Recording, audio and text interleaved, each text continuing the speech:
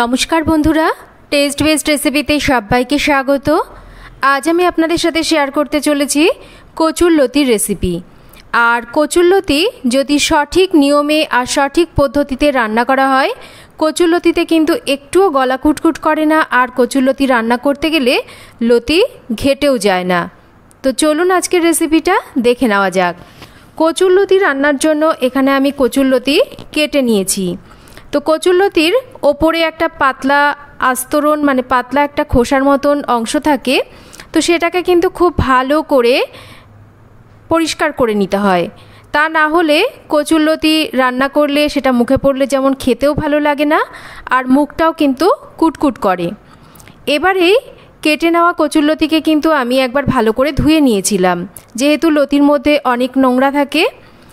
তো লতি ধুয়ে নেওয়ার পর ভালো করে কিন্তু জল ঝরিয়ে নিয়েছি।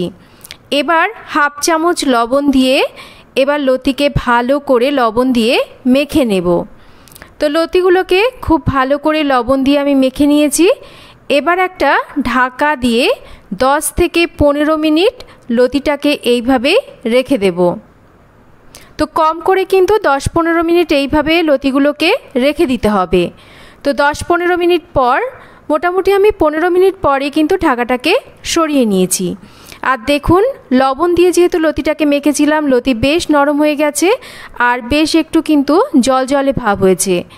এবার এই লতিটাকে গরম জল দিয়ে 2 থেকে 3 বার খুব ভালো করে ধুয়ে নিতে হবে। তো আমি গরম জল দিয়ে লতিটাকে কিন্তু খুব ভালো করে 2 থেকে 3 বার ধুয়ে জল ঝরিয়ে নেব। আর এই পদ্ধতিটা কিন্তু যদি ফলো করা হয় তাহলে কিন্তু লতি রান্না করলে একটুও মুখ কুটকুট করে না বা গলাও চুলকায় না। তো খুব ভালো করে আমি লতি ধুয়ে জল ঝরিয়ে নিয়েছি। এবার চলে আসছি মূল রান্নায়। তার জন্য কড়াইতে তেল ভালো করে গরম করে নিচ্ছি। তেল ভালো করে গরম হলে কালো জিরে ফোড়নে দেব, আর কালো জিরে কয়েক সেকেন্ড ভেজে নিয়ে দিয়ে দেব পেঁয়াজ কুচি। এবার পেঁয়াজটাকে তার সাথেই কয়েকটা চিড়ে নেওয়া কাঁচা লঙ্কা দিয়ে একটু নরম করে ভেজে নেব। তো খুব বেশি লাল করে কিন্তু পেঁয়াজ ভাজার দরকার নেই। তো পেঁয়াজ যখন হালকা এরকম নরম করে ভেজে নেওয়া হয়ে যাবে, তখন এর মধ্যে দিয়ে দেব ভালো করে খোসা ছাড়িয়ে পরিষ্কার করে ধুয়ে নেওয়া চিংড়ি মাছ। তো চিংড়ি মাছটাকেও হালকা করে একটু পেঁয়াজের সাথে নাড়াচাড়া করে নিচ্ছি। চিংড়ি মাছ খুব বেশি ভাজলে মাছের স্বাদ যেমন নষ্ট হয়, সেই রকম চিংড়ি মাছটা কিন্তু শক্তও হয়ে যায়। তাই খুব হালকা করে পেঁয়াজের সাথে চিংড়ি মাছকে একটু নাড়াচাড়া করে নিয়েছি। এবার এর মধ্যে দিয়ে দিচ্ছি কচুরলতি। দেব এখানে সামান্য করে একটু লঙ্কার গুঁড়ো, তার সাথে দেব পরিমাণ মতন হলুদ গুঁড়ো, দেব স্বাদ মতন লবণ। এবার ভালো করে কচুরলতিকে মাঝারি আঁচে রেখে 4 থেকে 5 মিনিট এইভাবেই নাড়াচাড়া করে রান্না করে নিতে হবে। আর এই সময় কিন্তু অবশ্যই করে মাঝারি আঁচে রেখে কচুরলতিকে রান্না করব। তো 4-5 মিনিট আমি কচুরলতিকে মাঝারি আঁচে রেখে রান্না করে নিয়েছি। এবার একটা ঢাকা দিয়ে একদম কম আঁচে রেখে রান্না করতে হবে। অবশ্যই করে কিন্তু এই সময় একটু খেয়াল করে কম আঁচে রেখে ঢাকা দিয়ে রান্না করতে হবে, তাতে করে লতিটা কিন্তু এই কম আঁচেই রান্না হবে। তো কিছু সময় পর ঢাকাটা সরিয়ে নিচ্ছি, আর দেখুন একটু দেখিয়ে দিচ্ছি লতি কিন্তু বেশ নরম হতে শুরু করেছে। যেহেতু কম আঁচে রান্না করছি আর এই রকম পদ্ধতি যদি ফলো করা হয়, লতি কিন্তু একটাও রান্নার পর ঘেটে যাবে না, সুন্দর এরকম গোটা গোটা থাকবে। তো এবার আলতো হাতে একটু নাড়াচাড়া করে নিয়েছি। এখানে আমি সর্ষে আর কাঁচা লঙ্কা সামান্য একটু লবণ দিয়ে বেটে নিয়েছি। আর সর্ষে যদি এইভাবে বেটে নেওয়া হয়, সর্ষে কিন্তু তেতো হয় না। তো পাত্রটার মধ্যে যেহেতু মশলাটা লেগেছিল, তাই খুব সামান্য জল একটু ধুয়ে দিয়ে দিলাম। স্বাদ মতন মিষ্টি দিচ্ছি।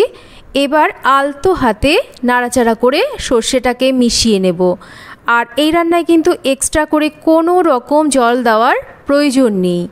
তো এবার খুব ভালো করে আলতো হাতে একটু মিশিয়ে নিয়েছি সর্ষে বাটাটাকে। এবার লতিটাকে ঢাকা দিয়ে আবারও একদম কম আঁচে রেখে রান্না করতে হবে, যাতে করে লতিটা যেটুকু সেদ্ধ হতে বাকি আছে বা রান্না হতে বাকি আছে সেটুকু কম আঁচেই রান্না হয়ে যায়। তো আমি কম আঁচে রেখে আবারও লতিটাকে বেশ কিছুক্ষণ রান্না করে নিয়েছি। দেখুন লতি কিন্তু সম্পূর্ণভাবে সেদ্ধ হয়ে গেছে আর লতির ওপর তেলটা ভাজতে শুরু করেছে। এবার খুব আলতো হাতে লতিটাকে একটু নাড়াচাড়া করে নিচ্ছি।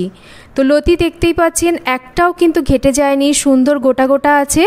তো এবার লতিটাকে কিন্তু নাবিয়ে নেব। তো এই পদ্ধতিগুলো ফলো করলে লতি রান্না করলে যেমন গলা চুলকাবে না, সেই রকম লতিগুলো গোটা গোটাও থাকবে। এবার এই গরম গরম ভাতের সাথে কচুরলতি একবার আপনারা এইভাবে খেয়ে দেখুন। আশা করছি রেসিপিটা আপনাদের ভালো লাগবে। আর বাঙালির তো কচুরলতি অল টাইম ফেভারিট। গরম ভাত আর এই লতি হলে আমার মনে হয় আর কিচ্ছু লাগে না। তো কেমন লাগলো রেসিপিটা একটা কমেন্ট করে জানাবেন। রেসিপি ভালো লাগলে একটা লাইক করবেন, আর চ্যানেল সাবস্ক্রাইব করা না থাকলে চ্যানেলটাকে সাবস্ক্রাইব করবেন, আর রেসিপিটা সবার সাথে শেয়ার করবেন। সবাই ভালো থাকবেন। আবার ফিরে আসবো নতুন কোনো রেসিপি নিয়ে।